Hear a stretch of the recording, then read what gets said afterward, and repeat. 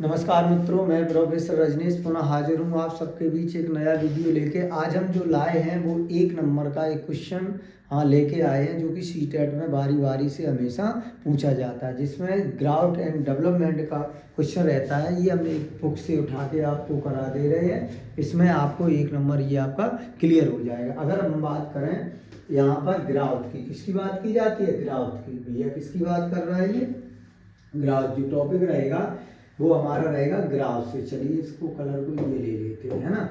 इसमें growth and development, इसको क्या कह सकते हैं? ग्राउथ, ठीक है। और विकास को क्या कहेंगे? डेवलपमेंट। ये क्या है आपका? यहां से सीटेट के अंदर 1 नंबर बड़े आसानी से मिल जाएगा। और ये जो उठाया गया है वो एनसीईआरटी से लिया गया। कहाँ से लिया गया? एनसीईआरटी से ये लिया गया। अगर हम देखते हैं इसमें कह रहा है वृद्धि क्या होता है, तो आपको ध्यान रखना वृद्धि सीमित होती है। सीमित का मतलब होता है वृद्धि एक निश्चित समय तक होती है। और मूर्त होती है। मूर्त का मतलब दिखाई पड़ती है। कैसी होती है? दिखाई देने वाली। कैसी होती है? दिखाई देने वाली। इसके साथ ही साथ जो वृद्धि होती है वो भौतिक होती है। कैसी होती है? भौतिक। जबकि ग्राउथ की बात करें, डेवलपमेंट की बात कर लें, ये तो ग्राउथ हो गया, सीमित होगी, मूर्त होगा और भौतिक। जबकि विकास असीमित होता है, अमूर्त होता है, दिखाई नहीं पड़ता है विकास, और एक मनोवैज्ञानिक होता है। तो विकास कैसा होता है? असीमित होता है, मूर्त होता है और मनोवैज्ञानिक। कैसा होता है? असीमित होता है, मूर्त होता है और मनोवैज्ञानिक होता है। जबकि पहला पॉइंट आपका हो गया। दूसरा पॉइंट देखें, वृद्धि एक निश्चित समय तक होती है, अतः वृद्धि को मापा जा सकता है। प्रश्न आएगा किसे मापा जा सकता है? तो वृद्धि को मापा जा सकता है। वृद्धि एक निश्चित समय तक होती है, जबकि विकास एक अनिश्चित समय तक होता है। कब तक होता है? अनिश्चित समय तक होता है। और विकास का मापना संभव नहीं है, अर्थात विकास को मापा नहीं जा सकता। ऐसे भी पूछ सकता है, विकास का मापना संभव नहीं है। विकास का मापना संभव नहीं है। अब देख लो तीसरा पॉइंट।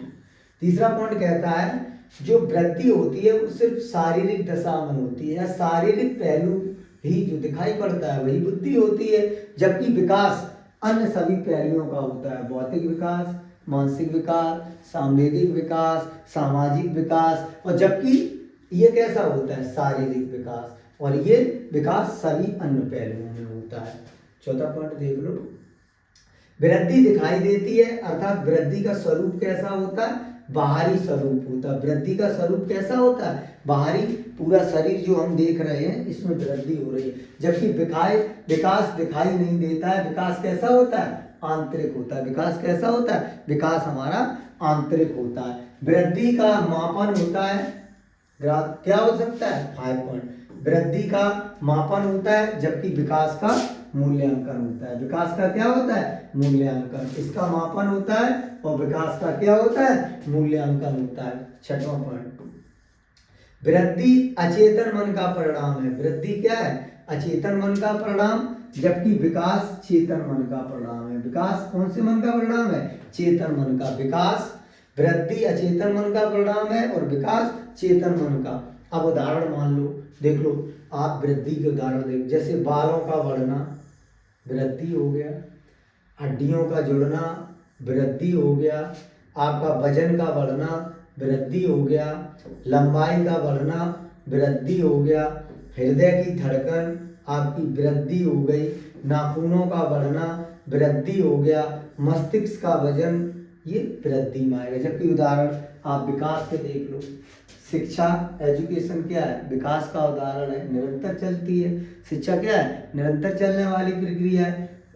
ये आध्यात्मिक भी हो सकता है विकास, नैतिक विकास भी हो सकता है, आपका चारित्रिक विकास भी हो सकता है और सामाजिक विकास भी हो सकता है, साथ साथ मानसिक विकास भी हो सकता है। और ये सारा क्या कहता है? सीखना ही विकास कहलाता है। जो हम सीख रहे हैं ये किसमें आएगा?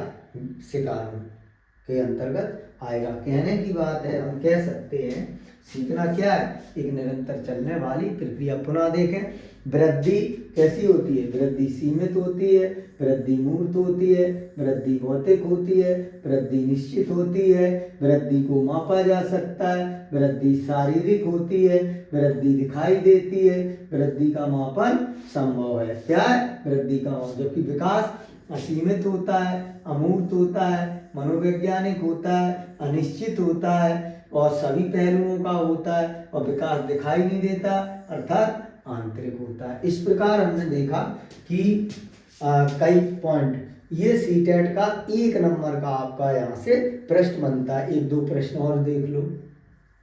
अब देखो यहाँ देख लो, 1 2 3 7 हो गए थे, ये 8वां देख लो आप, ये 9वां, ये 10 और ये 11 देख लो। अभिवृद्धि क्या होती है? विशेष आयु तक ही चलने वाली प्रक्रिया है। ये विशेष आयु तक ही चलती है और ये जन्म से मृत्यु तक चलती है। ये कब चलती है? वृद्धि जन्म से मृत्यु तक चलती है। वृद्धि विकास का एक चरण है। वृद्धि क्या है? विकास का एक चरण है, जबकि विकास में वृद्धि भी सम्मिलित होती है। अगर विकास होगा तो वृद्धि भी होगी, और वृद्धि में हमेशा परिवर्तनों को भी दिखाई देता है। अभिवृद्धि में परिवर्तनों को देखा और मापा जा सकता है, जबकि विकास में सिर्फ उसकी अनुभूति की जा सकती है। क्या की जा सकती है? अनुभूति, या उसे महसूस किया जा सकता है। क्या किया जा सकता है? महसूस किया जा सकता है। और देखिएगा, अभिवृद्धि केवल उन्हीं घटकों की होती है जो बालक में जन्म के समय विद्यमान होती है, जबकि विकास के लिए यह चीज आवश्यक नहीं है। अभिवृद्धि परिणामात्मक परिवर्तन होता है, जबकि ये गुणात्मक और परिणात्मक दोनों होता है। यही प्रश्न किसमें पूछा है? सीटेट, यही क्वेश्चन बार बार पूछ रहा है। तो आपको ध्यान रखना है। मे भी आपको समझ में आ गया होगा।